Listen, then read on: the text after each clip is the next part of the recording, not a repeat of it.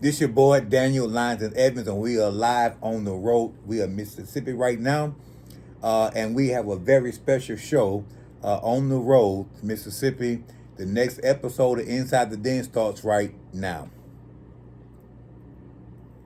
This your boy Daniel LionsDen Evans, and the next episode starts right now. May I introduce myself?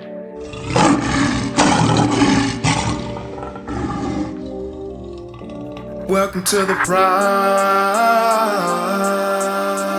Welcome to the pride. See the fire in my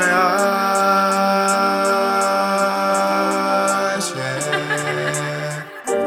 Brothers need to stick together. As a team, we can make it wherever. Just tell me how you feel. Yeah.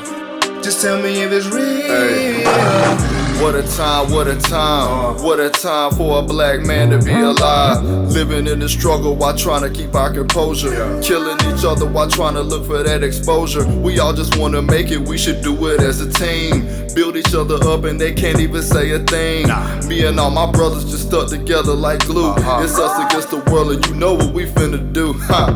Woo! Pop a bottle, we in here for celebration. We just wanna be the leaders that's pushing the generation. Take a seat and find your zone for the topic of conversation. Find a way for a positive revelation. Now this really ain't the time to be thinking about yourself, cause we just a bunch of hustlers that's trying to give out some help. We turn the Cubs into Lions inside of the den. Come and join the brotherhood if you really just wanna win. Ay.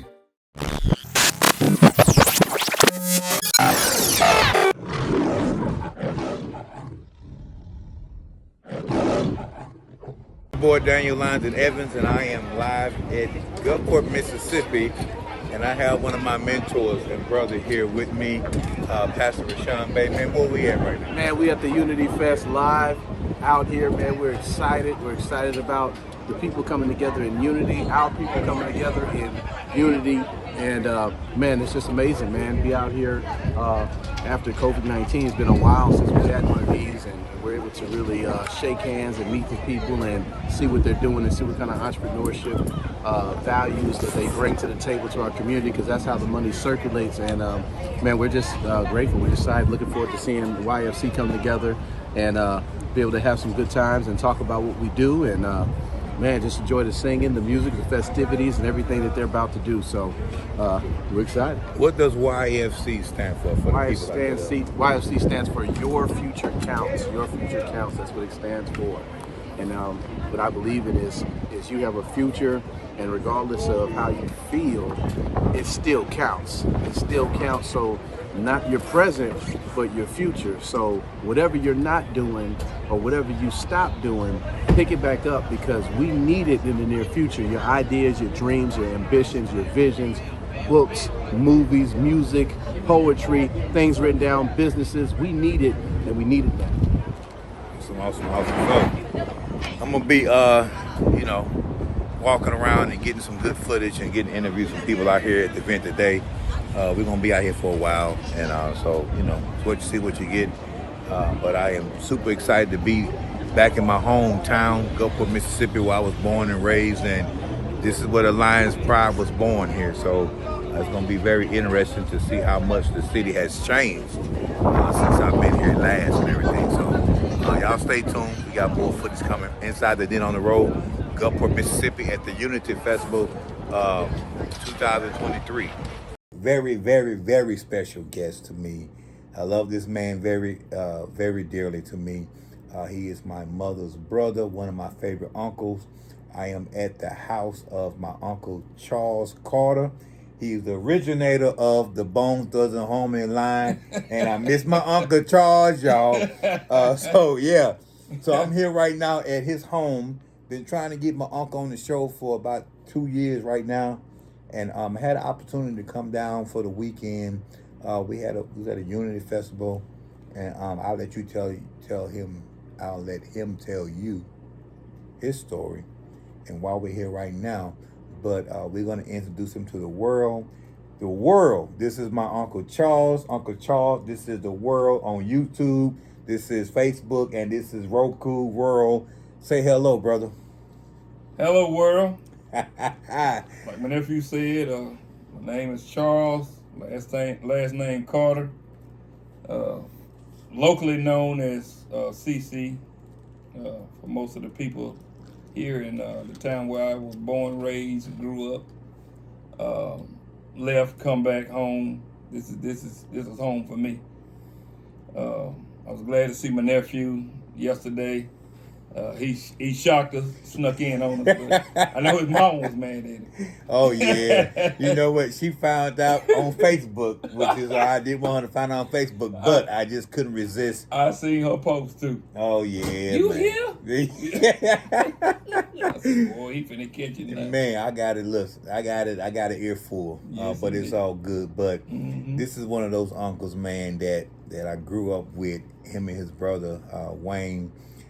They are where I get my my sense of humor from. You know, these guys. My Uncle Charles, man, has been a comedian for all my life, and I can tell you all kind of stories, man. But man, That'd be a long show. long story. That'd be a long show. You know why this is so important to me right now? Like I said before on my show, man, every man needs 3 men in his life.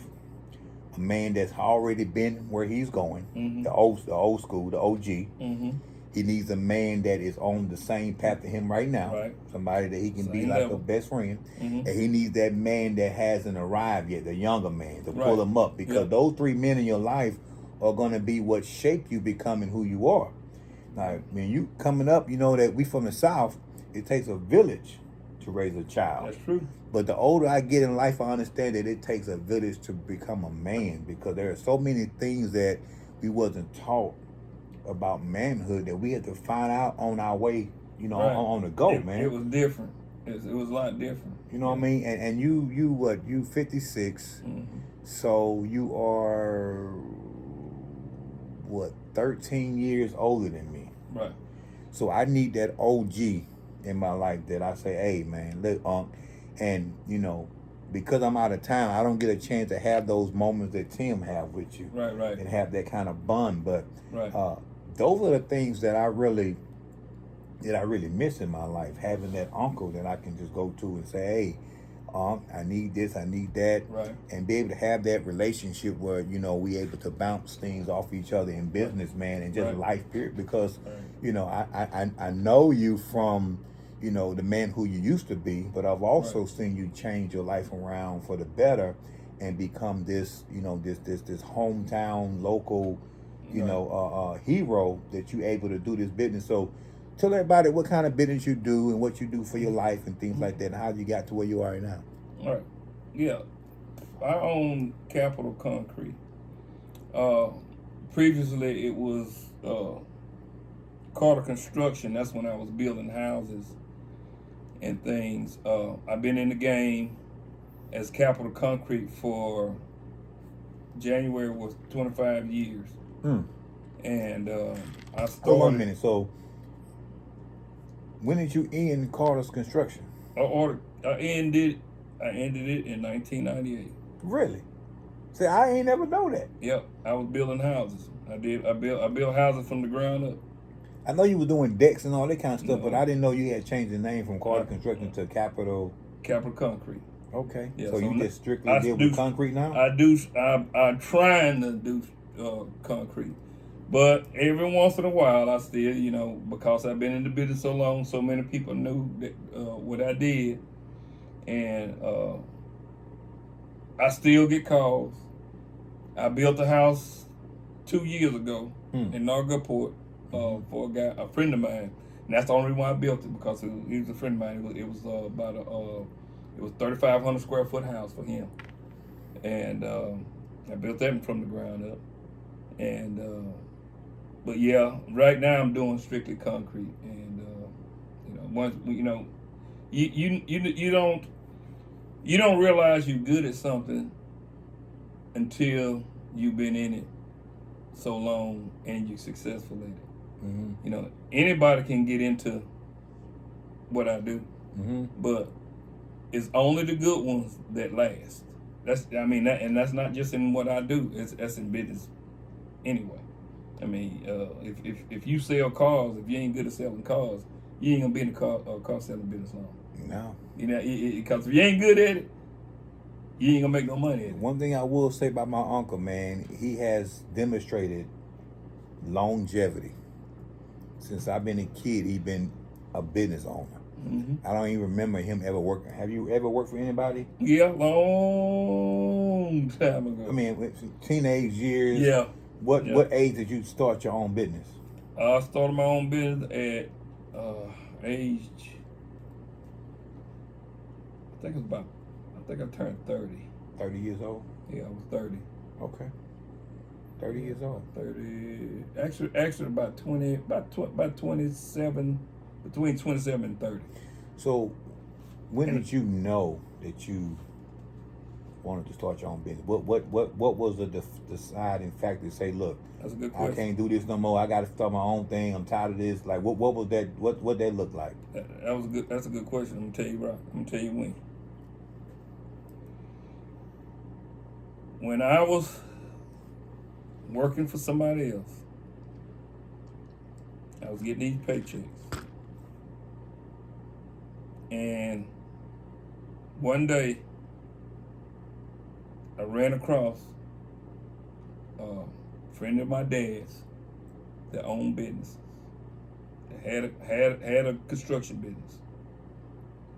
When he told me how much his first check being in business was, that was the defining moment for me. What was the number? I ain't gonna tell you who it was, but he went to the bank and cashed I think it was like $100,000 check. For building houses? No, he did concrete work. Oh, for concrete. Yeah. He's one of the local concrete businesses. So that was the thing that one of my mentors attracted you to doing the concrete. Yes. So how'd you being in business for myself? Because Okay. I was already doing concrete work. Okay, you was already doing the concrete. I was doing concrete work, but we was just talking, and he told me how much his first check was when he was when he was in business. He told me about one of his checks that he went to the bank. So how did it go from concrete to building houses and then back to concrete? Okay, that's easy. I worked with my uncles doing carpentry work. I learned a lot of stuff from my uncles. And so who are your dad. uncles? Because I don't know them. L.C. King. Okay. L.C. King, which is my mother's brother. Okay. That was Ain't his uncle brother. Uncle brother. All right, now. See, Uncle brother. I only knew him as Uncle Brother. I don't know his real name. Right, Uncle all right, brother. so now we making some sense. Okay, Right. so Uncle Brother, all right. Yep. And when I was in school, when I got home, when I got out of school in the summertime, I didn't go work at no McDonald's or nothing like that. I worked with my uncle. And worked with my dad running equipment and stuff like that.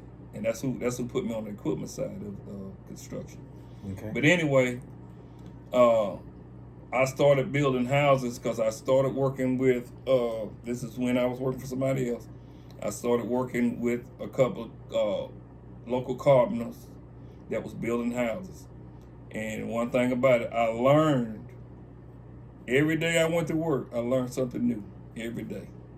Every time I went, because I asked questions. So you would learn all of the positions. All of everything it take to do. Plus, I had forest blueprints. I had some college background on that part to learn how to read blueprints because I took computer drafting in college. So I got to jump on being able to read blueprints. You can't build a house without reading blueprints. Yeah. So I already had to jump on that. Yeah. So went and after I worked these guys for a few years, making those checks, I decided to just ease out there. I was still working for somebody else, but I would pick up a side job here and there. Just building maybe a deck or something like that. Then I got into building additions and stuff like that. And then once I got good at that, I knew I could read plans and stuff. So I jumped into the home building. I ran across some builders that did it, and they needed people contractors to do it. So they gave me a shot at it. So I mean, and that's how I got started in the building part. But when I say building, I was doing the concrete, which I had my experience at that. And I started doing the carpenter part that I actually learned from the carpenters I worked for. And then I did that for a few years, got good at it. I mean, right now, like I say, your reputation follows you. Mm-hmm. And right now today, I have people all the time want me to build, but I, like I said, I try not to do too much building unless it's somebody that I know and somebody I'm close to, and I'll do it. But anyway, I got into the building part, and then I got out, I eased out of the building part and wanted to do strictly concrete because it was just so hard to get help. For the building? Yeah. It was hard to get carpenters, man. Yeah. It's hard to get carpenters. And I'm gonna tell you, for a long time when I was younger, say I could do it myself with just a few guys. I could do it myself, but I got to the age now I can't. It's hard to climb up and down them ladders and walk on them roofs. So I mean, if you got it and you got your business set up, what's the difference in doing it by hand versus just being a contractor and getting the hands to do it for you? It's hard to get hands though. You just can't find the right people. Yeah, just can't find the right people. It's a big that's a big headache, believe it or not, trying to find the right help to get things done. Especially and then you got your name on the line. Yep. So if they ain't doing the quality of work then that I got they used to do it. And then I'm back into.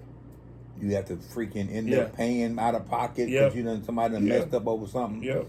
Yep. And the word for the ones who want to start their own business, understand one thing. You are only as good as your own reputation and what your ability is. Absolutely. In order for your business to be successful, you got to have a reputation, because without a reputation, who's going a man is going to hire you with a good reputation faster than they hire somebody that don't have no reputation at all. That's just like having credit. Yeah. If you got great credit, you can get anything you want. Yeah. If you ain't got no credit, it's gonna be hard for you to get. And having bad credit is almost as bad as not having no credit at all. Because nobody can vouch for you on your credit. In the business, and on the business side, having a business is different. It's worse to have bad reputation. Mm-hmm. See what I'm saying? Than to have no reputation. Right. Because at least with no reputation, somebody might take a chance on you. Yeah, but with a bad reputation. Reputation. Man, soon as what's your name again? No. I appreciate you coming though. So let me ask you this: Did you what was it like during after Hurricane Katrina? Oh my goodness! So I know a lot of contractors got hit for FEMA fraud and all that kind of stuff. God, it's a bunch. How was it like that during Katrina? Man, these folks was coming in here, man. But I blame it on I can't blame. I was gonna say I was gonna blame it on the homeowners and stuff, but man, people were just desperate to get their houses back together, get back in their houses. But you had contractors coming in from out of town, and they was coming here and get a down payment, and they never show back up. Man, that made it hard on us. Yeah, it made it hard for the actually legitimate business the local people. contractors that actually were here. And I would tell a lot of my reason why I got a lot of my work after Katrina is because I told them just like this here. I said, I'm not from out of town. I'm from right here. So if something go wrong, you can find me. Yeah, you can find me. And then my reputation stands on if you put my name out there. You see what I'm saying? Because I have to live here. All them people that come in and stole your money, they're gonna go back home and the money they stole from you, them folks at home ain't gonna never know about it. Never know about it. A lot of that happened, man. But I made a lot of money though. I know. I'm pretty sure you did. During times of adversity, during times of recessions and natural disasters, or where the true entrepreneurs are actually born, and those true entrepreneurs actually stand apart because they're actually able to capitalize on that. Yeah. What has been your biggest struggle as a business owner as it relates to economy? I'm glad you said that. The recession. We had a recession, in 2008? 2008. 2008. Yeah. 2008. 2008. Before the recession, Y'all I pay was doing attention. My pretty uncle good. dropping some knowledge now. Y'all pay attention. I was doing real good. Got a recession. I had I had a house over in Bellevue.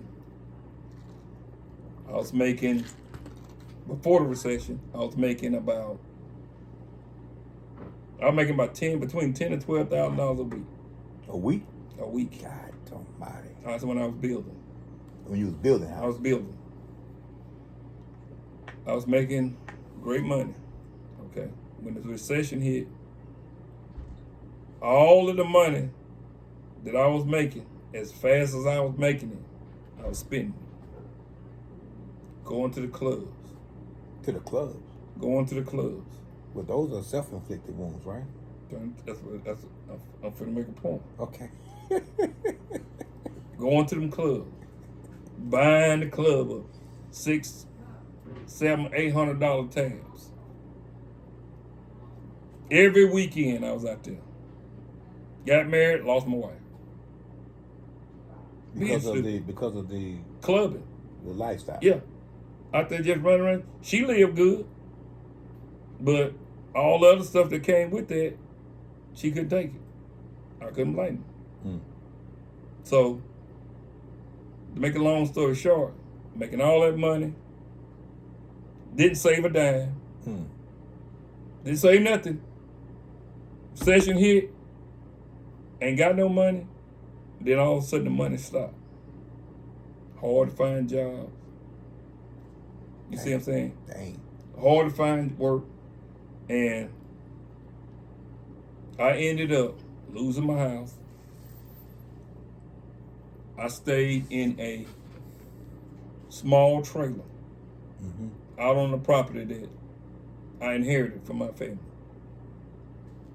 That was in Sidekick. Okay. Yeah, I had a little. Ain't the same one that No. That Wayne had. No. I was in a small travel trailer. Okay.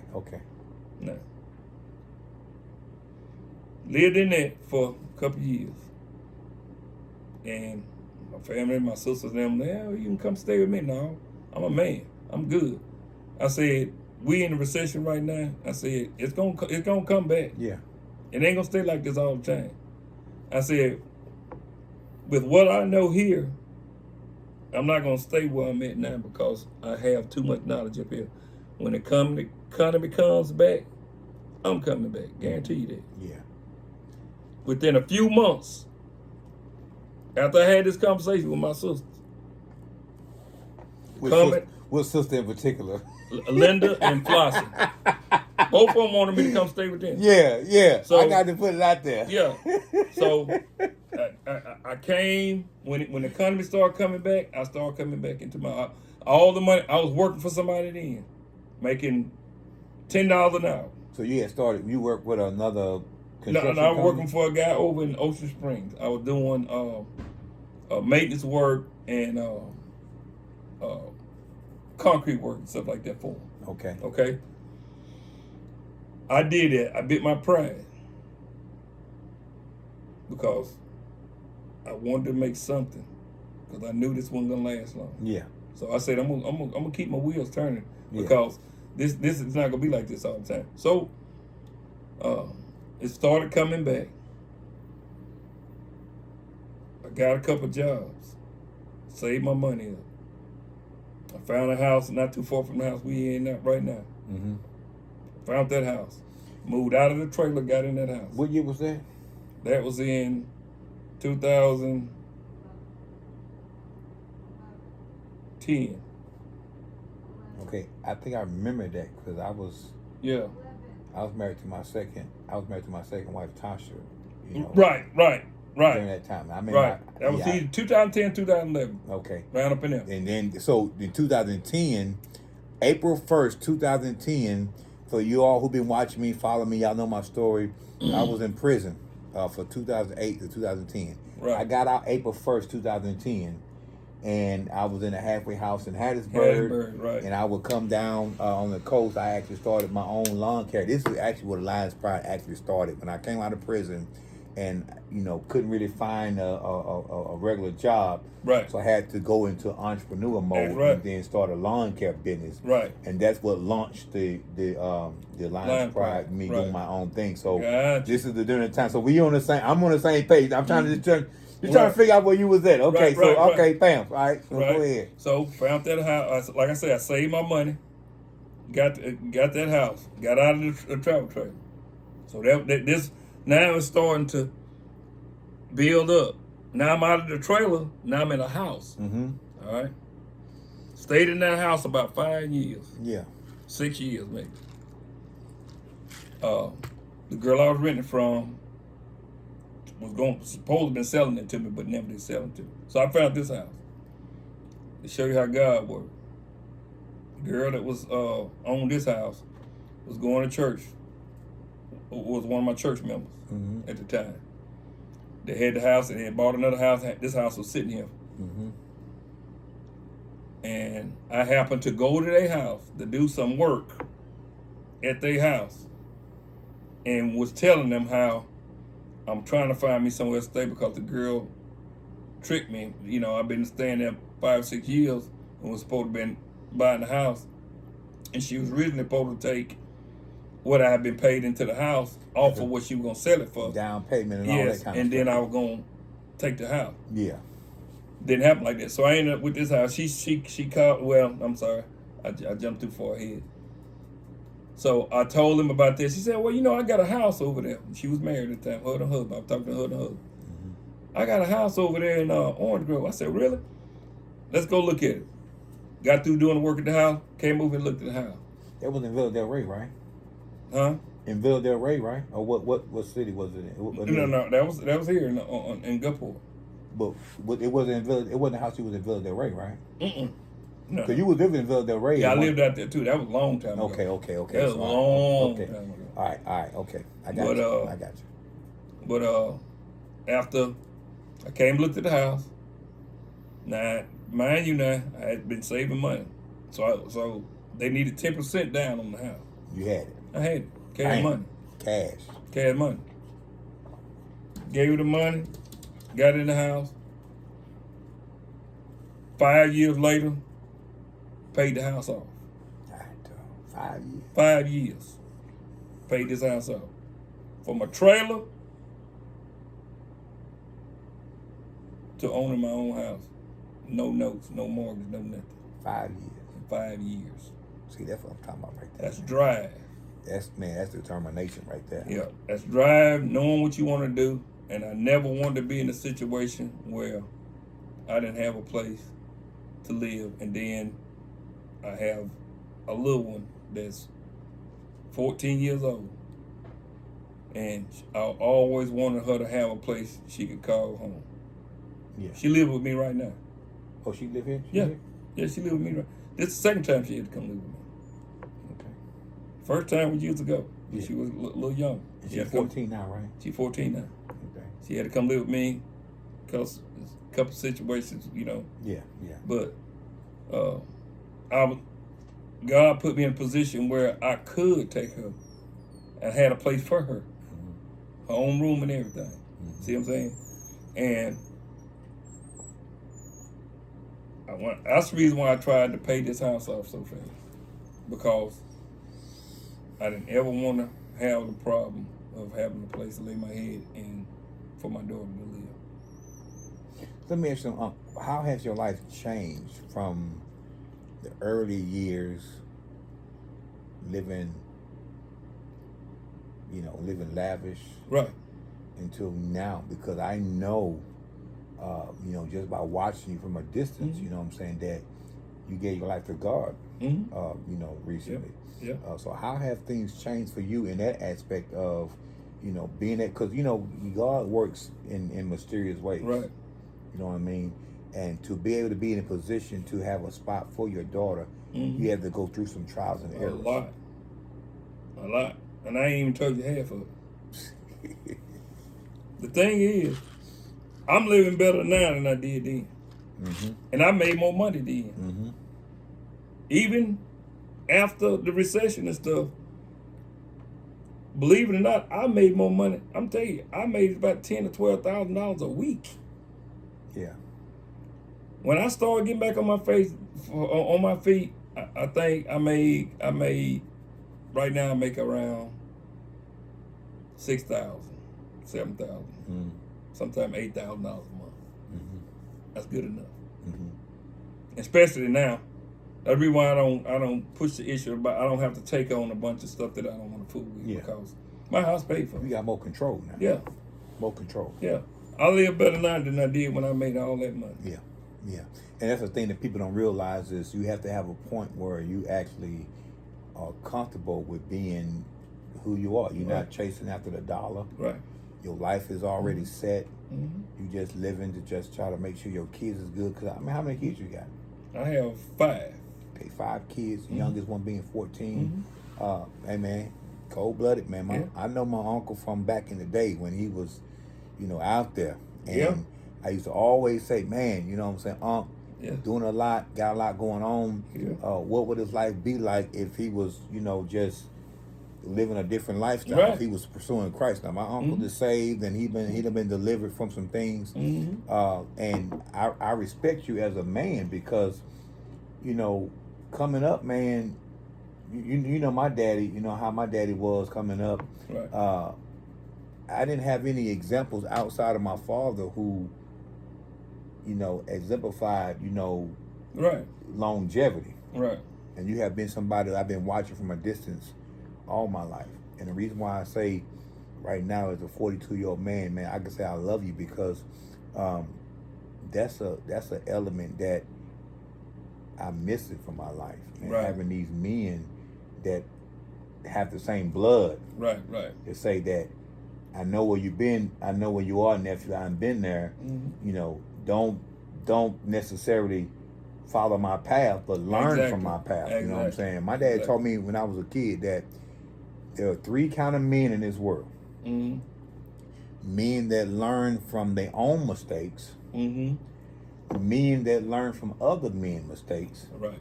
And men that don't learn at all. Don't learn at all. And I've watched you. And I say that you are somebody who have learned from your own mistakes. Right.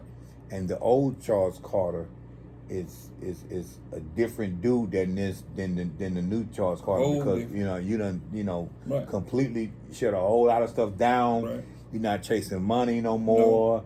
You just you on a path of like this is my down year. Right. You know what I'm saying? And I don't go to no clubs and stuff like that. All that kind of stuff makes a difference, man. That's just like where we sitting there right now. This is my man cave.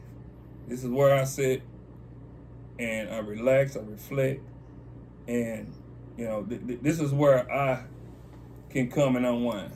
I'm looking around. I don't see no lions in this goddamn place. Hey, we gotta get some lions. Get you one lion, man. Hey, boom, one lion. It becomes the Lions Den, baby. Get you one lion. That's ain't got no problem. That's it, baby. Yes, sir. Yep. But when I bought this house, first thing I want to do is build me a man cave because all that going out, like I told you, I lost a lot because I was going out. Yeah. And now I don't have to go nowhere. I say right here, I can do anything here that I did out there except for chase women, which I don't even have the desire to do that. When you done play the game, brother, yeah, you know what I'm saying? You know the game. Oh man, I don't owe this town nothing. Nothing, bro. You done put your time in, but you inspired me, man. I bought my house during a recession, during the pandemic. Okay. 2020. Right. I don't know how much you got invested in him, man, but I say, you know what? I want to have a place where I can actually just kind of like go into my own zone. Yes. And I spent right at about $12,000 to build a man cave so I can have a place to hang out, man. So, and I got that from watching you, man. I see you on, this NFL season. My uncle is a diehard Saints fan, y'all. I'm Cowboys to my heart. Right. I told a story. I got another show called Storytime Inside of Den where I tell the story how I met Emmitt Smith, right? Okay. the first millionaire I ever met in my life was my childhood hero, Emmett Smith. Okay, I met him So before. to be able He got cousins live here. okay, I don't know the cousins, right? Yeah, I do. But I remember Ahmad, Yeah, Tree's oldest son. right. He was playing for a Pee Wee football team, the Saints, Right. and they had won a championship, Right. Pee Wee football. Mm-hmm. And I was in Marine Corps boot camp. Okay.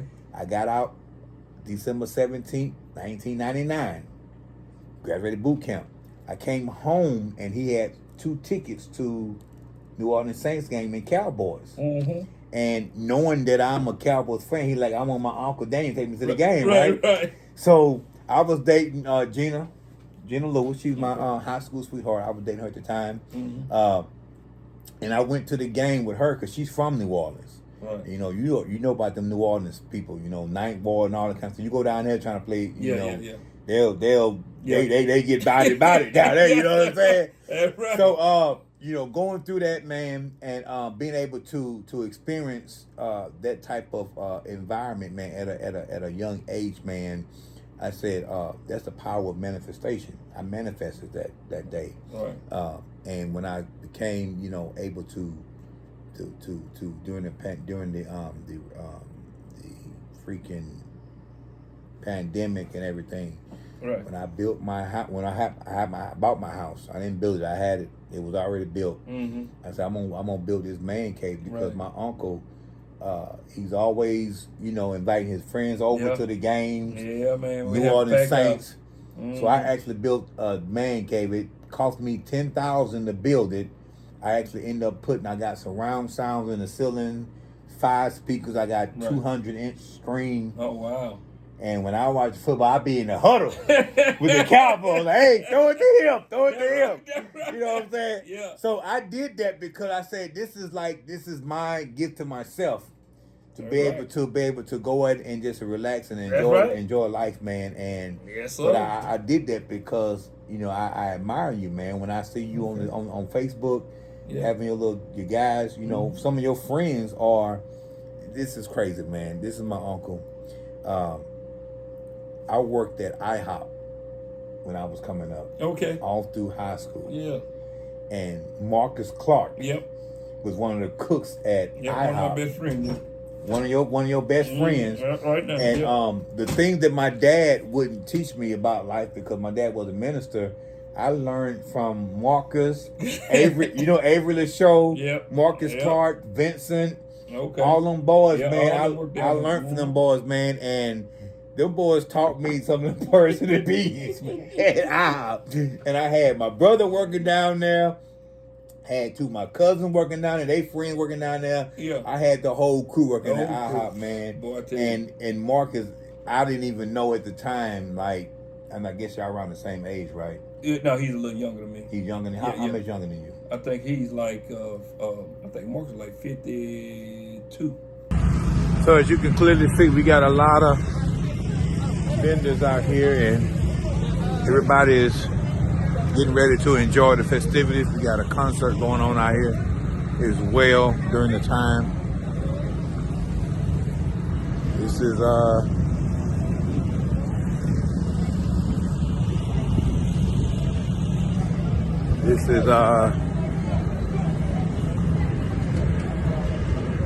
my hometown. This is where I actually was born in a house only a couple of blocks away from here. It was one of the first houses that I lived in as a child here on 19th Street in Gulfport, Mississippi. So this place is very sentimental. This area is sentimental, and a lot of memories out here in this area. There's a ball field a couple of blocks away that my dad used to coach softball and baseball, t-ball in the neighborhood. So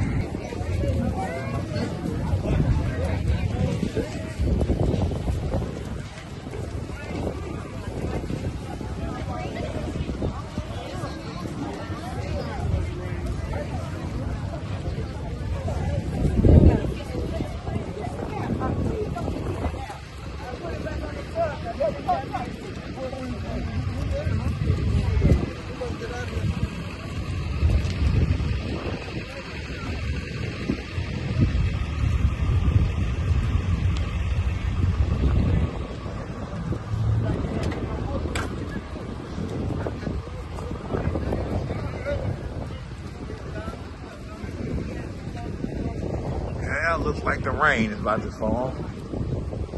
Hopefully.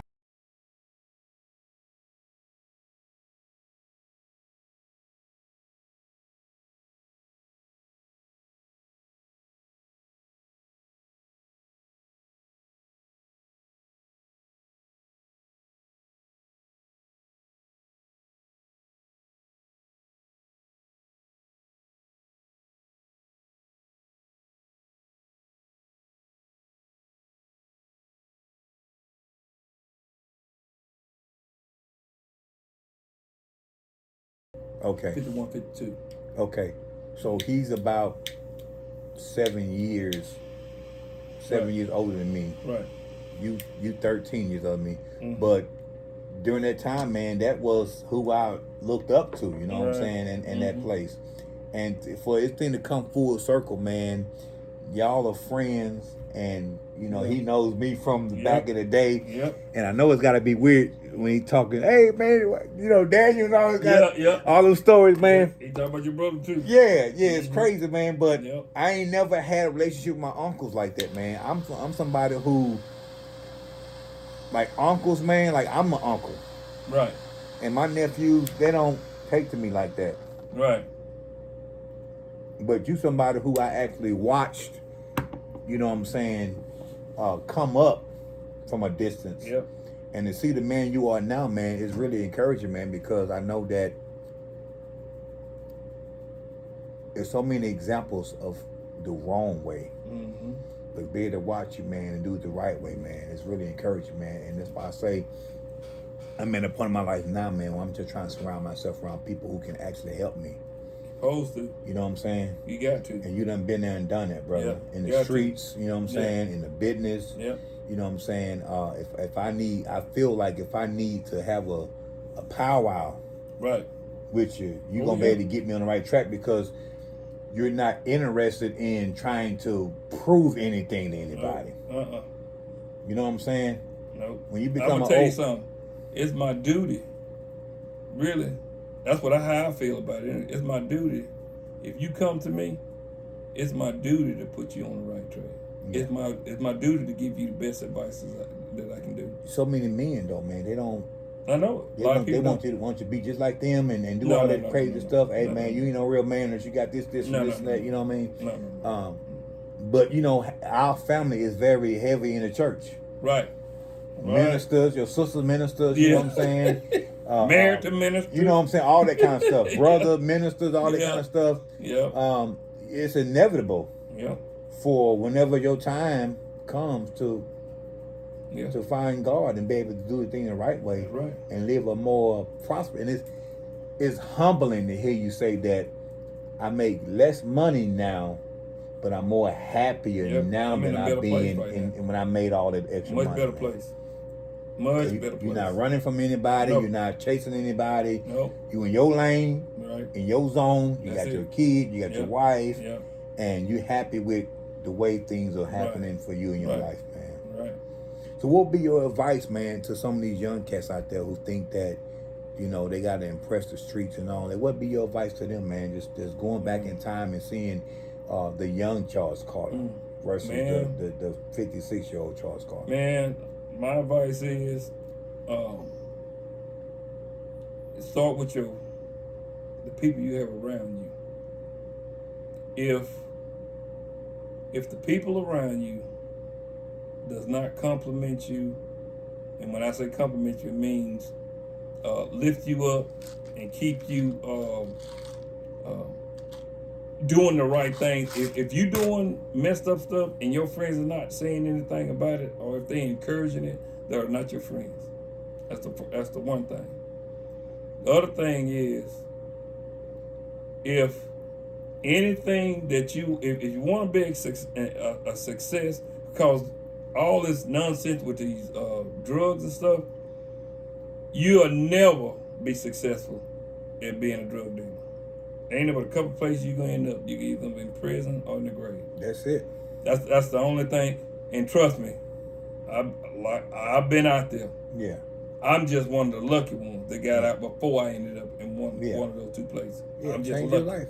You see what I'm saying? Yeah. But I got a lot of friends that's up there, locked up, And I got a lot of people out there laid up with that dirt on top of it. You see what I'm saying? Yeah. And if you have an opportunity, if you out there doing that kind of stuff, if you have an opportunity to change it, as long as you're alive, you got and free, you have the opportunity to change it, and it's up to you to do it. That's just like me. When I was down, I could have gave up. Yeah. You see what I'm saying? I could So have just many gave people up. have gave oh up man, on it, you man. know, all right, man, I lost all that money, man. I'm living out here in this little trailer, man. I'm just gonna stay out here in this trailer. I could be still set up, laid up in that trailer right now. If I just gave up and just said no, you know. But my pride and my drive would not allow me to do it. Pride You see what I'm and saying? drive. That's right. Pride first, and then my drive. I got too much drive. I refuse to settle for what I deserve. And I knew that I deserved better. Yeah. I just screwed up. And my advice is surround yourself with people that can keep you pushing forward and keep you lift up. If your friends are not helping you move forward, do like I did. Because I had a bunch of them that when I was making all that money was all about CC. As soon as I lost that money, over half of them was gone. Wow. And I got some that once I started tried to come back. No, brother, I seen what you let me know who you are. So therefore, let's just stay at arm's length. I shake your hand when I see you. We'll speak. Dap you That's up. it. That's Dap it. you up. That's it. I ain't got nothing else for you. You see what I'm saying? Nothing else for you. Wow. That's right. And the first and people that's in your corner is gonna show their worth. People that are against you are gonna show you. Believe them. When they show you, believe it. When you see it, believe it. Never give a man another chance. The first time somebody mess over you, okay, that's I'm gonna charge that to the game. But if you allow them to do it to you again, it's your fault. What about redemption, though, Redemption? Yeah. Oh, you can already redeem yourself. I'm talking about other people who, you know, who might have failed you, because people don't know. You know, They got to show it. when you have a purpose and you're called, people don't necessarily know your calling. Right. And sometimes they'll make a mistake and mess over you, but then they'll come to their senses and try to come back. But I you mean, know what about redemption? Once you've been out here long enough and you deal with enough people, you'll know who real and who ain't. Because I've let people come back in my life that failed me and came back and apologized and everything. Man, I should have never did that. But I don't just take you and put you right back where you were. It's You got levels. to earn your You way got to earn back. your way back to the you got to earn your way inner back. circle. Yeah, you got to show me. You got to show me. So- just like I'm gonna show you. Yeah. If I'm gonna be real with you, just like I'm your uncle. In order for me to gain your respect and your trust, I got to show you that I'm worthy of that. If I don't show you that, you can't trust me, even as your uncle. Wow. You can't do that. You just can't do it just because I got that title. Titles ain't nothing. Hey man, my uncle dropping some knowledge right now, man. Hey. Because man, I'm telling you right now, man. I got a lot of the same things in me, man, as you got in you, bro. Because we, Right. you know, we come from the same cloth. Right. But I remember I told you yesterday, whenever we was at the event. I didn't make my first $1 million until I left Mississippi, bro. Right. And 2022 was a rough year for me, man. I'm talking about I lost over $100,000 Right. last year. Oh, Lost. wow. Not like, oh, where's my money? I lost my bank card type stuff. No. I'm talking about I've lost over 100,000 in 1 year. Right. So understand the dynamics of that. If I lost over $100,000, how much did I make? Right. You know what I mean? That's right. But yesterday I was talking to you, man. You said something that was so profound, man, that a lot of people don't understand. As long as you got a ability, That's right. a purpose, and a talent. Right. Listen to me when I'm telling y'all this right now. You can lose everything. That's right. And then what? Get it back. Gain it right back. Get it right back.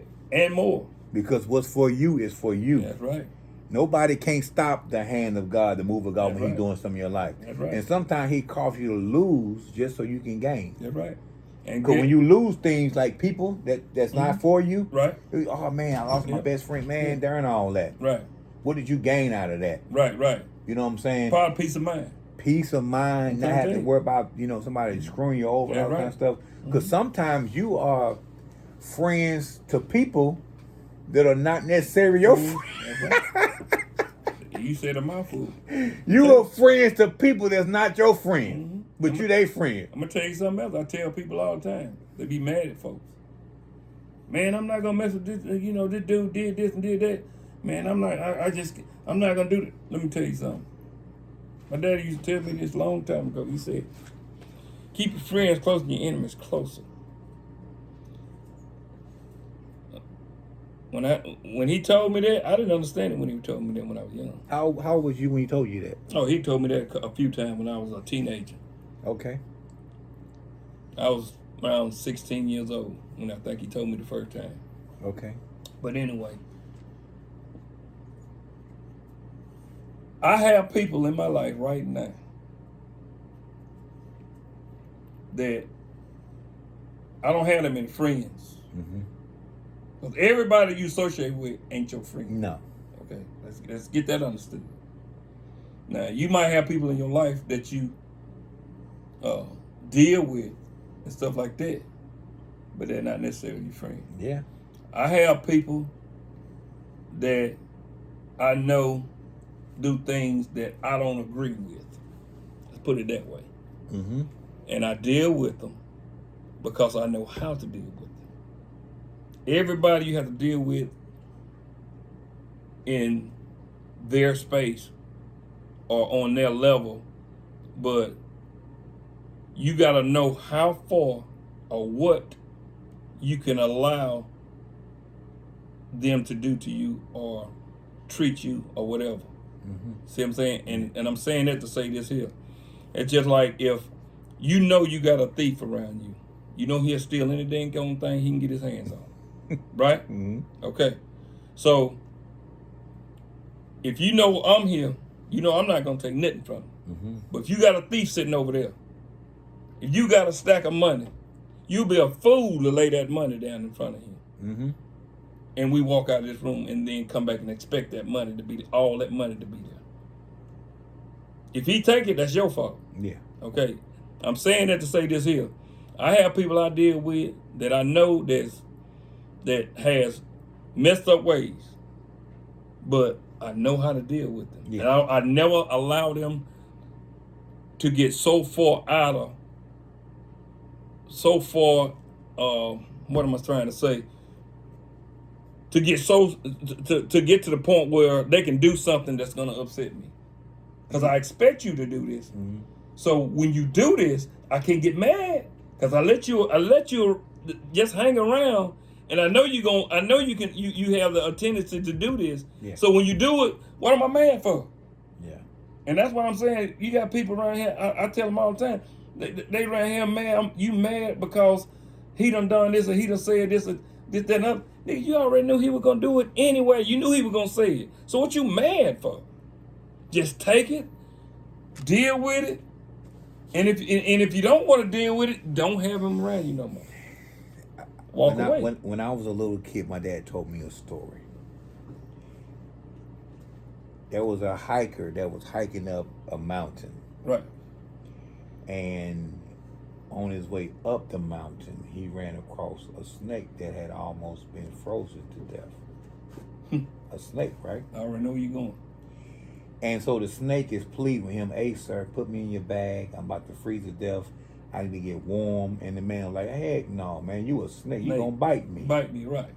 "No, sir, I promise you, I'm trying to survive. Yeah. Yeah. Please put me in your bag." Please. And this man is debating with this snake 10, 15 minutes, man, and the snake finally convinced him to put him in his bag. That's right. So he's on his way down from the mountain. You know, top of the mountain is colder when he down and get warm. That's right. So Start to thaw out. The doggone snake is frozen, you know, pretty stiff. Yeah. Put him in the bag. Yeah. On his way down, the closer he get down to the bottom where it Starting gets to thaw out. warm, He the starts bag, to thaw he starts kind of moving around inside the bag. The guy said, "Okay, the snake is okay." Mm-hmm. He gets down to the bottom of the mountain. Now, y'all pay attention to this story. Now, my dad told me, I don't know who all know this story, but this is a teaching lesson that my dad taught me about what my uncle is saying right now. That's right. They get down to the bottom of the mountain, and he knows that the snake is moving pretty actively, and he's, you know, getting ready to take the snake out the bag. Right.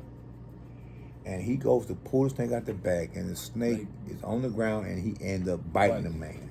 Right. This is the kiss of death. Yep. He said, "Man, you promised me that you wasn't gonna bite me, man. How could you? Why? Come on, man, talk to me. Why you do this to me?" Right. And the snake looked at him and said, "You knew I was a snake when you picked me in your bag." That's right. So when you're dealing with people like that, you gotta consider the source. Right. You know, a snake will always be a snake. Snake gonna be a snake. And if you can get a snake to convince you that he ain't a snake, come on now. That's right. That's So right. you gotta deal with people according to who they are. That's right. If you have a crackhead in your family, and you know he's known for stealing, don't mean you can't love him. That's right. Just don't put him around your goddamn valuables, right? That's right. You Love him gotta know from a how to deal distance. with it. That's right. And if gotta know you how to deal do with it. invite him into your valuables, and he still, What, you gonna you get can't get mad mad. because you know who you're can't get dealing mad. with, man. You can't get mad. Can't get mad. Can't get mad. You gotta know who you're dealing with. That's right. You can deal with everybody in your life according to who they are, what they have shown. And there's a you way to deal with them too. Just like that snake, there's a way to deal with that snake. He could have came all the way down that mountain, and when he got ready to get that snake, he could have just took and dumped that snake out and throw him away from him. Mm-hmm. That way, that snake still, even though he been a snake, you still ain't have no way to bite me because Exactly. I made sure I kept you away from me because I knew what you were. Kept you at distance. I helped you, but I know what you are. Yeah. See what I'm saying? And that's cold-blooded, man, because when you're dealing with business, you will find a lot of people that pretend they're your friend. Oh my Jesus. But really, they're a snake in disguise. Yes, they're sir. a snake, man. Man, I've been screwed over so many times in business. Oh my God. I think it was Drake that said, I've been screwed over, I've been backstabbed so much, I walked Backwards. I walk backwards. That's right. That's what I do in business right now. Walk backwards, Yes, man. sir. I've been stabbed in the back so much. So many times. I have people that I've been dealing with for years. Now, that's crazy. Because I had a guy, I've been doing business with for years. Never messed me over. Heard on the street, though, that you better watch him with your money. He'll mess over you. But I've been dealing with it. He never messed over me. So therefore, one thing I learned, you can't always listen. You can't always hear and go by what somebody say, because it's easy for somebody to just be hating on somebody just because they may be more successful than them. Yes. So they gonna hate on them. They see me and him making money together. Okay, now we're gonna try to stop them from. So therefore, I always form my own opinion about people by how they treated me. And it go back to something I said earlier. When a man screw you over the first time, Believe it. Because if he get you twice, the second time is your fault. First time, it's your fault, bro. No problem. No problem. You'll never get a chance to do it again, though. And the funny thing about it, the same guy, about a year later, came to me, needed me to do something for him. I didn't cuss him out or nothing. You know what I told him? I said, bro, you know we ain't square. I said, you still owe me money, but I can't do that for you. And no, I didn't raise my voice. We didn't get in no argument. Okay, no problem. And he went on. I don't know if he ever got it done. But right now to this day, I seen him after that. Walked up to him, shook his hand. What's up, bro? How you doing? He spoke. Had a little, he had a little, I can tell. But see, most people, especially black men, ain't used to, if they done messed over you, they don't expect you to speak to them. Shake their hand, smile. Bro, you ain't hurt me. Because just like you screwed me over, you had to come back to me. I didn't help you, though. That should have been a lesson taught to him. The Bible says that when a man's ways please God, he will make your enemies at peace with you. That's right. And he'll make your enemies your footstool. That's right. So you don't have to always try to go back and get somebody who done got you. Nope. You put it in the hands of God, I've and been he'll quit take doing care it. of the rest. Now, when I was younger now, it would have been a whole different story. Because when I was a young man, immature, when I seen that joke, I probably would have did something to him. But maturity taught me a lesson. Just like I told you earlier, you know who you deal with. When they show you who they are, you believe that. When they show you who they are, believe it. Wow. I ain't got to do nothing to you. But you gonna get yours. Yeah. Just keep on being out here and bidding. This town too small for you to screw people over. Yeah, when you got a small town, everybody knows. It's too small. Cause people that already been, I've been getting this all the time in my ear. People been telling me about this guy. But until he screwed me over, I still deal with it. And it wasn't that much money, it went up $1,000. But people will lose very important relationships over a small amount of money. But you just told this person how much your friendship worth to them. Right. $1,000. And that's one of the main things I tell these young people. I got young guys that's going in business, and my reputation have them coming to me, asking me how to start business. Because I've been doing it so long. And other people know, and when they ask them, hey, I know a guy that's been in business all these years, do the same thing. Call him. One guy called me and told me, man, I don't know if you're going to help me or tell me what I need to do to get my business started, but so-and-so called me. Well, I asked so-and-so, and they told me, they gave me your name and your number. I said, bro, ain't no problem. What you need to know? And I told them. They got their business started. Man, I can't believe you actually helping me, and I'm doing this. I said, bro, that don't mean nothing, bro. I done this all these years. I said, I'm going to always have work because of my reputation. Yeah. I have people call me back. I done 10, 15 jobs for these people over the years. So why am I going to stop you from possibly ending up in the same place that I'm in right now? You see what I'm saying? Success ain't always money. Success can be just being happy. Peace. That's success. When you can come home and sit and you ain't got to worry about who did I mess over today, or who I'm gonna run across and they're gonna be mad at me and might try to do something to me. When you can come home and sit and be in peace at night and sleep and not worry about that, that's success. Yeah, that's success. You see people already look old and and look like they worried all the time, they just screw somebody over. Man, I saw one of my partners, man, today at Golden Corral. Right.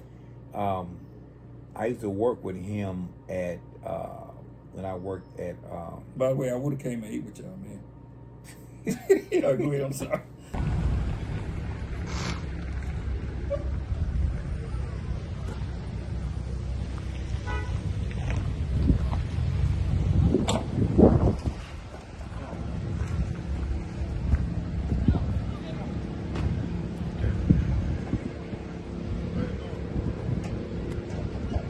How you doing?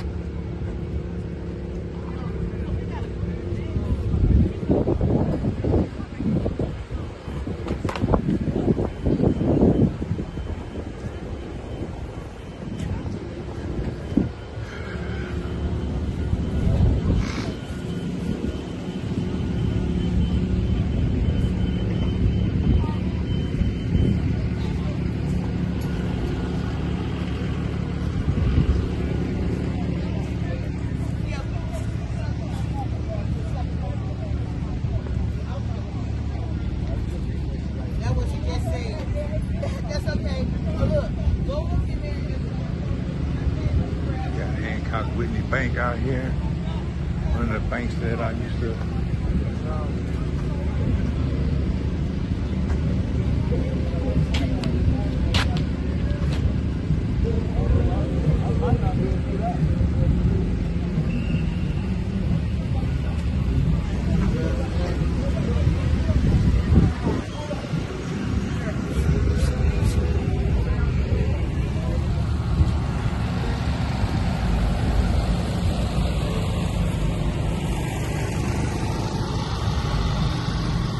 What's up, kid? How you doing, big dog?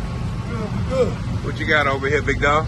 Man, I got the deep fried ribs. You already see it. I got the fish, lemon pepper fish, fried ribs. I got the fried chicken wing, my different sauces, smoked chicken wing, and no smoked egg because everybody out here barbecuing today. Okay. But like I said, my signature dish on the truck, you see it, the original home of the deep fried ribs, all flavor, whatever you want on there. I got the chicken on the stick. I got my own chicken fries. I got my own nacho fries. I got nachos for the kids too. But the nacho fries, they'll love that. This is something we just added to my menu right here. I got that black grilled blackened fish, grilled pork chop, mozzarella cheese sticks. I got them fried pickles, and I also got them fried jalapeno peppers. What's your name, brother? Charles. I was at Golden Corral earlier, Mm-hmm. and the more things change, sometimes the more they stay the same, right? Right.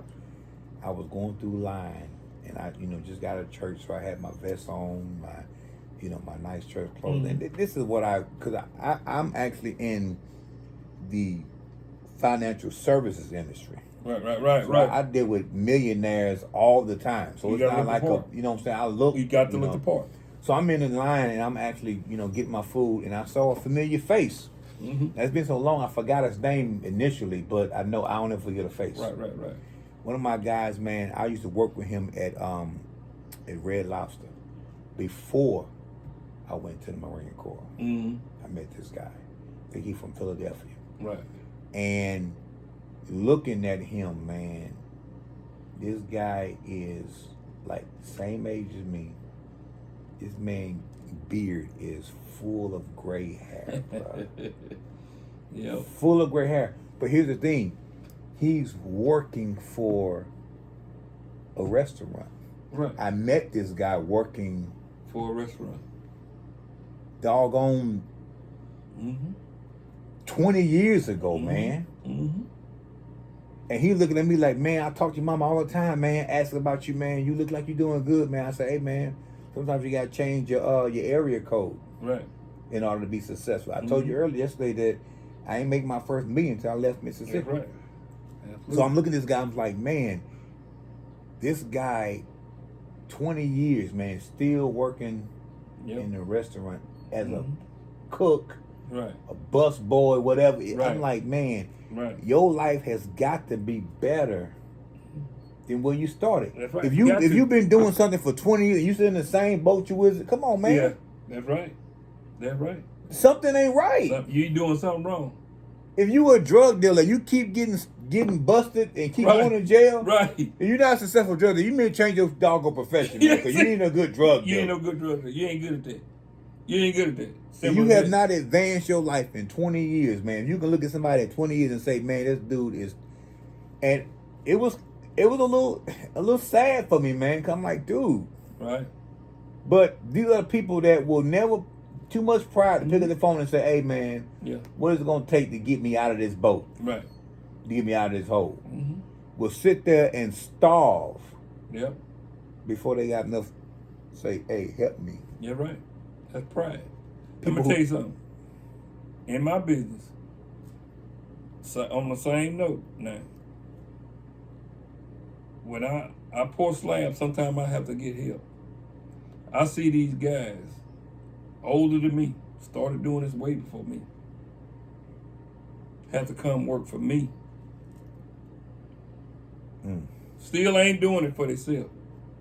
Still working for somebody else. But they've been doing it way before me. Way longer than you. Way longer than me. Probably taught some Yeah, tricks. yeah.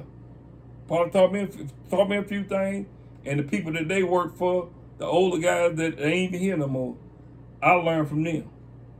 The older guys. Wow. But then you got older guys that still out here working for people. Yeah. What I'm gonna do is I'm gonna go back to Golden Corral before I leave here. Mm-hmm. I'm gonna get my guy's phone number. All right. I'm gonna put him to the test. Yep. I'm gonna see if he's interested in hearing what I got to say. Okay. Because you can't help everybody. Can't help everybody. You can't help everybody. But there's a filter that you can find out if people serious or they just You're right. BSing. You know what I mean? I'm gonna go back to that guy and find out if he really serious. If he's Yeah. serious, I'm gonna help him. Couple questions all it's gonna take. Find You out gonna better tell at the first couple of things you ask him if he's ready. One of the things that I deal with when I come home is the reason why I don't really come home much is because you gotta deal with people's mentality. Right. And some people are with that crab in the bucket mentality. Oh yeah, you got a lot of people. like Some that. people are not really they comfortable with being mediocre. Right. Like I can go to Walmart right now, and there are people that been working in Walmart since I've been in high school, Right. and they're still working there now. Right. Now, nothing's wrong with working in Walmart Right. because they got to make a living. Right. But if you've been doing that for 25 years and you ain't advanced your life, and Right. something ain't clicking up here, man. You're right. I'm telling you, bro. I'm Yep. just not comfortable with being. Yep. If I'm not elevating, I feel like it's something wrong, man. Right. I gotta be able to get. I feel like I don't know if they call it anxiety or whatever, but Right. if I'm doing the same thing and I am not advancing, bro, Mhm. I'd rather lose everything and start Right. from scratch Right. than to be in the same place for 25 Right, years yeah. and ain't changed a thing. Right. Understand that? Yep. You got Because to have if you- more you did when you started. Dude, you probably done made a couple $1 million in your lifetime. Oh yeah. And Oh, yeah. the thing that you said to me that's so profound, because I live by that, man, that what God has for you is for you. Nobody can take it from you. That's right. You can make $1 million Mm-hmm. and you can lose $1 million. Mm-hmm. But the thing that they can't take from you is your ability to make the money. That's right. You can make it again. You can make it And again. again and again and again. Yep. You can lose a house and buy another one better than the right. one you lost. That's right. So don't get attached to so much Not things. materialized things Yeah. because they are just here for a season That's it. to Yeah. elevate your life. Think about it. If you hadn't been in the position you are right now, your daughter wouldn't be able to have a stable place to live when she right. needed you the most. Exactly. And God took you through those different losses and those different Mm-hmm. valleys so you know how to be stabilized for Yeah. the time is right now. Right. You know what I'm saying? It was times in my life where if my kids needed me to be there for them, I wasn't going to be able to be there for them Right. because I wasn't Right. financially stable Right. enough. Right. You know what I'm saying? Yeah. But now you're in a place of when you can say that if my kids need anything from me, they All you got gotta me. do is call. And They and got I me. got you. Yeah. That's it. And I'm glad of that. it takes you going through some things Mm-hmm. to be able to arrive at a place where you can say, Mm-hmm. this is what God took me Yeah. to those losses. That's it. And I call, and that goes back to what I was talking about earlier. That's part of being successful. That's successful when you're able to do things as small as putting a roof over her head. That, to me, that's success. That is, man. You know what I'm saying? Because you got a lot of people out here, women that's got kids for men, and if they get in a fight with his child, still can't get no help from him because he don't have nothing to help her with. He can't do nothing. He in the worst position she in. Yeah. See what I'm saying? Yeah. That's a blessing when you can say, well, she ran into a time where she had to send my daughter to me. It's a blessing to say, okay, bring her on. Yeah. I got her. I got her. And she knew that I had her. Yeah. Her mama knew that. Yeah. That's why she had no problem bringing her. Yeah. She knows she can be well taken care of. Yeah. See what I'm saying? She come over here all the time to see her, pick her up, take her with her, do whatever. You know what I'm saying? She trusts me enough to bring my daughter to me and say, look, I need you to take care of this until I get it straight. Mm-hmm. See what I'm saying? That means a lot to me. That's a blessing, man. Yeah. Because was a time that you wasn't stable enough to do that, No. man. No. Living from pillar to post. Pillar to post. Not knowing where your next meal coming from. Right. Have to screw up with women just so you can make it the next day. That's right. Yeah, man. Yeah. But that's wisdom right there, man. Yeah, man. And I am a blessed man to be able to have this conversation with my uncle and not have to, some people, man, look, your uncles are drunk. Right. Your uncle's a weed head. Your uncle's this. You ain't finna get nothing good out this nigga. You know what I mean? Excuse my language, but some people, but to be able to say that I have witnessed the rise, the fall, and the rebirth of the man that you become right now, bro. Right. That means a lot to me to be able to say, man, when I saw you the other day, man, I wasn't expecting to see you at that event. Right. I was actually going to go to that event, and then Sunday, Monday, Tuesday, I was going to say, hey, Tim, let's go holler at Unc. Right. And see if we can sit down with Unc and see what's going on with him. Right. But to run across you the way I did, man, and not have to go through all that, man, and say, hey, man, this is my uncle. Dude, I want to tell you right now, man, if nobody ain't told you in the last, day or week, a month, a year, but, man, I love you, bro. Oh, yeah, I love you too, nigga. You know what I'm saying? Oh, yeah. It means so much to be able to have access to my bloodline. Yeah. And you know what, man? I even tell your brother, man, I'm proud of you guys, man. I mean, y'all ain't like a lot of young men running around here that haven't accomplished anything. So that means a lot to me too. Just to see where y'all have come from and where y'all at now. You see what I'm saying? Yeah. Because, you're an entrepreneur, your brother's an entrepreneur. And it makes me proud. When people bring y'all names up, yeah, man, that's my nephew. Yeah, that's my nephew, man. You know what I'm saying? Yeah, I see him doing this. I watched him grow up. You know what I'm saying? I helped change this boy. That's my nephew. Yeah. That's a sense of pride, man. Because it makes me proud. Every generation should get better than the one before. Mm-hmm. And I'm encouraged because I've seen you and your brother, you know what I'm saying, in the glory years. I call it the glory years. Right. And I've seen y'all in y'all non-glorified years. And for you to be happier now than you was in the glory years, man, that gives me hope because I know that the sun is going to set on me one day. That's right. And I want my children, I want my seed to... I look at my daddy, man. My daddy was a minister. He done been a volleyball coach, baseball coach, t-ball. Mm-hmm. He done all his singing, done groups and all that kind of stuff.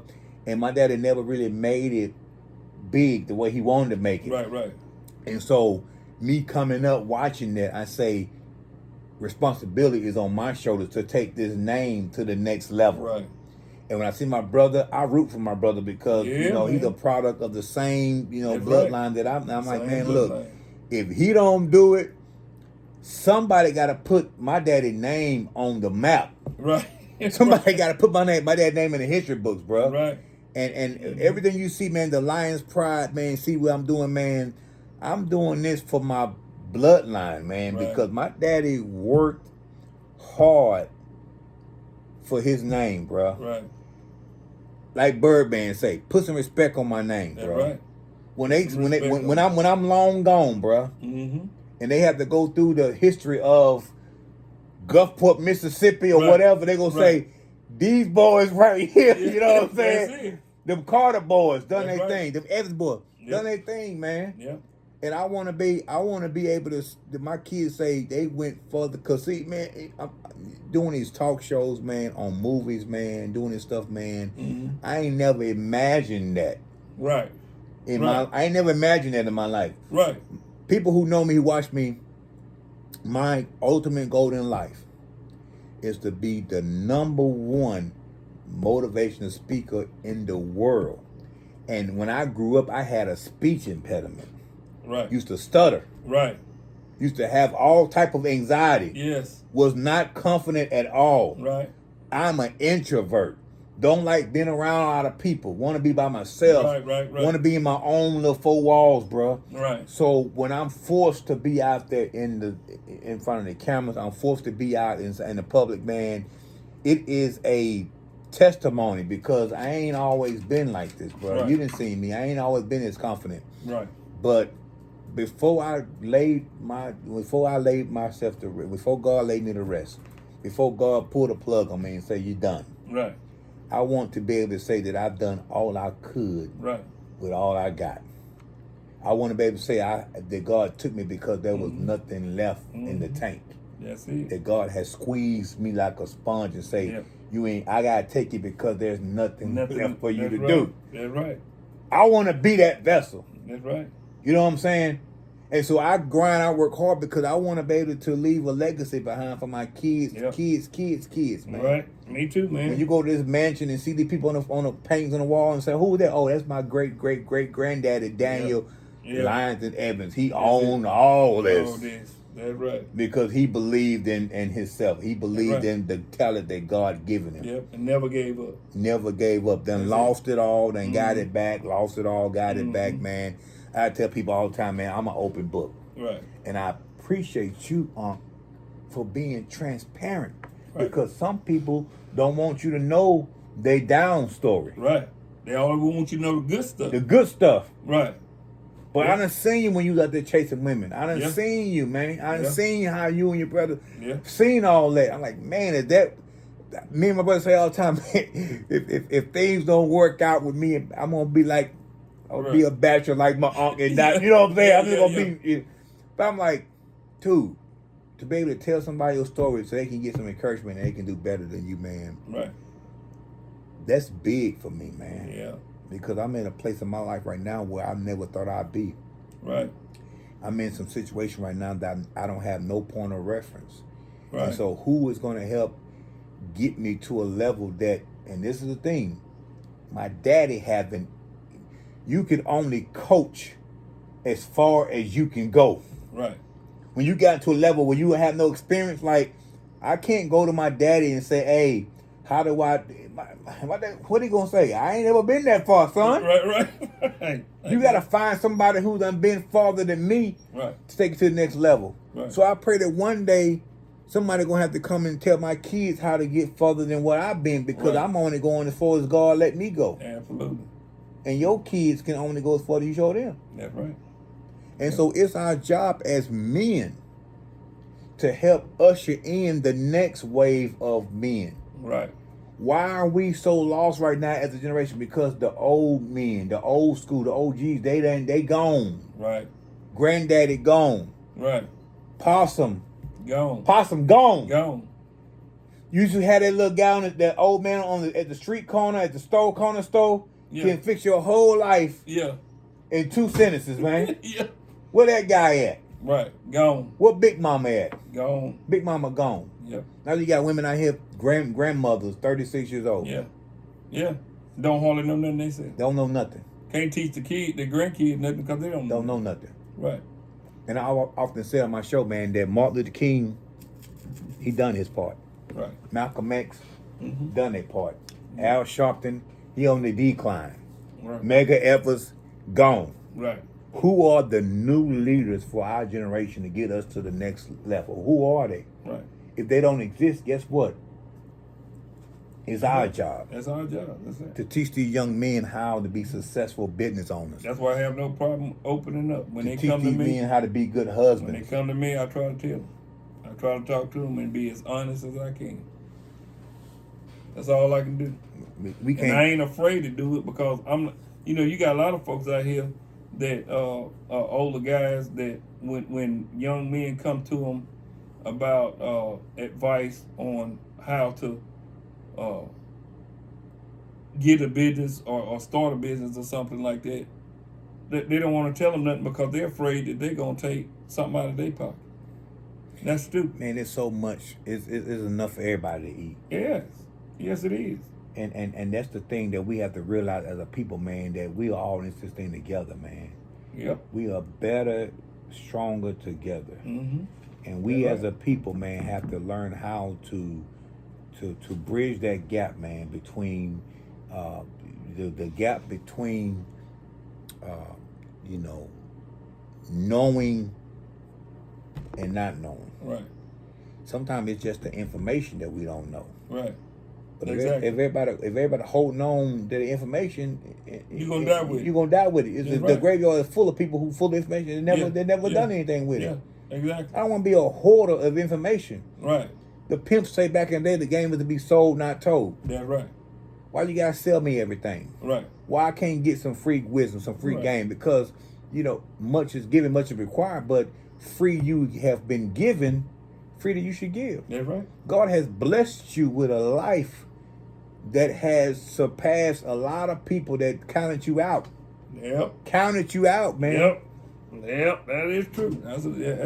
God has preserved you for these years. Right. That bullet that had your name on it, God redirected that. I'm blessed, man. I'm telling you, Because you need to be here. You need to be here for the next generation. That's right. And men like you, brother, man, like I see, man. When I was coming, a few years ago, and saw you, with your sister and the praise team at the church, man, I said, man, my uncle has really changed, man. My uncle has really changed his life, man, and I can be proud of that, man. I can be proud to say that we got the same blood. Right. You know what I'm saying? The grind that you see this man talking about, man, me and my brother, we got to grind. And it's a hustle that as long as I got 2 hands, 2 feet, I can see, I can speak, and I got a functioning brain, bruh. Mm-hmm. I should never, ever have to worry about being right. broke. It starts here. It starts right there. Knowledge is power. I'm going Lead it. to challenge you on that, We have to advance our minds to the place where knowledge is not power, because you can have the knowledge, but if you don't apply it to your life. Yep, but it starts though. It starts with the knowledge, starts but with it. applied knowledge Right. is power. Right. Because we talk about these people in the graveyard that's got all this knowledge. They died with all this information in their head. They died on it. Right. If you don't put forth the effort in your life, if you don't apply what this man has taught you, and the man that taught you how to do what you're doing, Right. him teaching you on the weekends when you're on summertime job and everything, Right. if you never put that knowledge, the power to put to use, It was for nothing. be wasted. Yeah, it was all for nothing. One of the saddest things in this world is if you read the Bible, you talk about this man named Methuselah. Mm-hmm. Methuselah was the oldest man in the world. Yes. He lived longer than Adam. He was 973 years old. Right.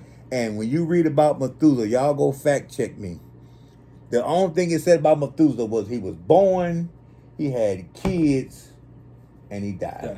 Yep. That's it. That's it. I do not want that to be my life. Bro. No. They're going to have to stop. That's right. They're going to have to give me a whole section of the book and say, hey, Yeah. the Lions Pride, they got Yeah. they got to speak on me, put some respect on my name, man. That's right. When you talk about the name of Evans, man, Right. it should have some weight. And it should have some weight. The name Carter should have some weight. That's right. I know you miss your daddy, man, and I remember coming up, man, talking about Possum, man. I miss Possum, man. Yeah, man. That was an OG right there, man. Old school, man. Yep. You know what I wouldn't mean? be the man I am if it wasn't for him, though. For real, man. Yeah, he taught me a lot, man. For real. Yeah, he put me on game, man. I'm telling you, the man taught me all kind of stuff. He put me on my first piece of equipment at 14 years old.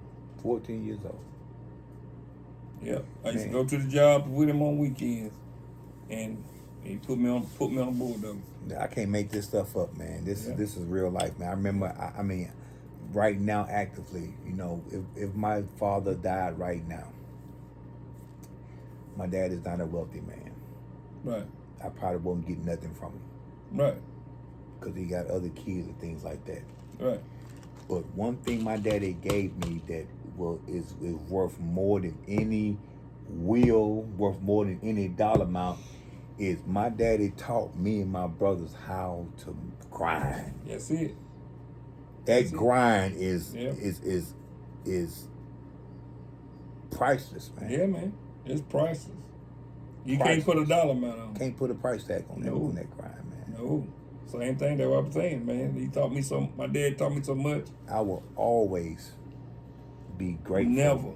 and humble for what my daddy taught me as a man. That's right. So, I know this has been a great conversation that I've had with my Uncle Charles, man. I couldn't ask for a better time, man, to come down here and do this, man. This is the third season of my show. Season 4 starts in, 5 months from now, man. I want you back on the show, man, for season 4, man. We can make it happen. I want to make it happen, brother. Most definitely. I'm going to have to come up there and see you, though. Come on up here, man. Whenever you want, whenever you're ready, man. Yeah. You got an open invitation to come North Carolina, man, and come spend some time with me, man, and just relax, man, and get your mind off of whatever you got, you know, in Mississippi, man. Yeah. But there are some places, man, outside of this place, man, that will really show you some things, man. Oh, yeah. And I had to learn that, you know, sometimes your blessing is outside. When God told Abraham to get out of your hometown, get out of your country, go to a foreign place, because I got some things I want to show you, but you can't get it right here because when you at home, you know, a prophet is without honor in his own country. Right. A lot of people ain't gonna take you serious because they grew up with you. Right. They got to see you on another level before they respect you. Right. You know what I mean? And so I just appreciate the wisdom, man. Oh, yeah. I'm gonna be definitely, you know, reaching out to you more frequently, man, and just kind of having these conversations with you, man. And I want to put together this road trip to Miami, man, an all guys road trip. And I just want to be around my OGs, man, be able to be around these people, these men that's gonna help shape me. Because when I become 56 years old, I want to have these young 30, 40-year-old men like asking me these questions, man, how I get it done, man. Right. You know what I mean? That's what it's all about. That's a blessing right there, man. Yep. That's a blessing. Yeah. Any final thoughts, brother? This your camera right there, man. Talk to your people. This your final thoughts, man. What you got? Give me some wisdom, bro. Give me some wisdom that's going to help me in my life, man. Oh, man. We done already, we just already spit so much wisdom. The only last thing I got to say is a man without a dream is not really a man at all. If you ain't got if you don't have a dream, if you don't have something that you want to go and get, then life ain't even worth living. Because you headed nowhere. If you don't have goals in your life, and expectations for yourself, then your life is, it's pretty much it's already over. So dream it, chase it, and get it. That's all I got to say about that. This your boy Daniel LionsDen Evans, and as always, you Inside the Den. I thank you all for joining us for this episode of Inside the Den, and as always, like and subscribe. Hit the notification button on the show. We are also just launched the Lions Pride Apparel clothing line. I actually started a new show, Storytime Inside the Den. You can catch that Wednesday nights at 7 o'clock. And as always, you can catch Inside the Den Saturdays at 3 o'clock as well. I'm on YouTube, and I'm also on Roku TV, Lions Pride View. Be on the lookout. Lions Pride, Proud of the Lion magazine just came out 2 weeks ago. You can get that from me. I'm looking for people to feature in the magazine, and my Uncle Charles is going to be in my magazine. So I need you to get your article together, some good photos, pictures. We're going to put you in the magazine, and we're going to advertise his business. We're going to do some big things. I got Proud of the Lion, the book coming out in August. I'm trying to get it out by my birthday. Okay. And then I have the movie Proud of the Lion coming out by the end of this year. It's going to be a awesome movie, awesome story that I put together for you all. So continue to support what I got going on, because I'm always supporting the community, supporting the hood and things like that. It takes us to help us get to the next level. So support it, man. Do what y'all got to do. Like and subscribe. Look, comment. Give me some comments, some feedback, so we can actually have some more conversation in the future. But I thank you all for joining me for this episode of Inside the Den. And as always, you heard it from the Den. Peace and blessings. Until next time, we'll see you soon. Peace. One on the way that I'm building right now. I also got a boat. So when I'm out there on the back at the orangutan, the prop shop, so we got there on like little cricket island, stuff like that. If anybody got some food they want to brought out to them, all they gotta do is call back at the truck. My wife run the truck. I jump on my boat and I pull out there to them. That's all right, bro. How long you been doing this? Man, I've been in the cooking almost 15 years, but I built this truck 2 years ago. Okay. I had a grill. It's called the Loaded Gun Smoker Grill. So everybody know me out here as the barbecue man. Also, like my uncle Buck out back there on the corner over there now. Okay. Yeah, so we both started out with that. Well, hello, dear. That lady right there knows me personally also. How you been? How you doing, man? Hey, that's Mrs. Chicken herself right there. That's the super manager. That's super manager, Miss Carolyn, baby. Well, you come see me, because I got some breakfast food going on here too. So anybody want to breakfast? Definitely got to give me some of them fried ribs, you got to come try them, bro. You got to come try them now. Give me some. Yeah, try them with that garlic parmesan, that sauce there. Everybody to my own. Why you don't like that? Hey, listen, don't knock it till you try it, and don't sleep on that buffalo sauce to go on the ribs too, because hey, everything goes down. That's all right, brother. Nice meeting you. I appreciate you, man. Yes, you have a good one, man. Thank you. I'll be back to see you. Yes, man.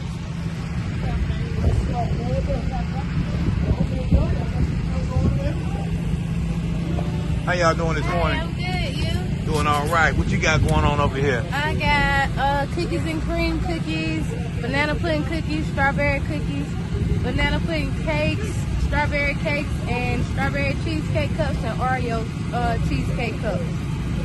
Okay, what's the name of your business? Cason's Creations. Cason's Creations? Yep. How long you been doing this?